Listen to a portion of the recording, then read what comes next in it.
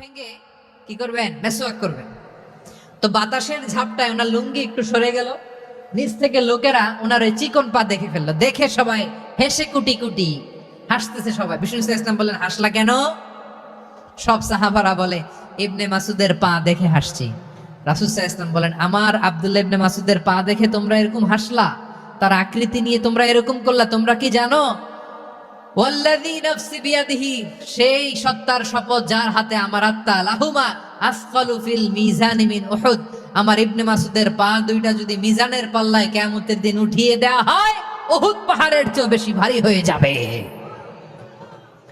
খবরদার কারো আকৃতি নিয়ে ব্যঙ্গ করো না, কারণ আকৃতি সে নিজেরা বানায় নাই, এই আকৃতি দিয়েছে কে? ও ভাই, আমার আকৃতি কেমন হবে এটা ফিক্স করার দায়িত্ব যদি আল্লাহ আমাকে দিত, আমি কি করতাম বলেন তো দেখি, উত্তর দেন। হ্যাঁ,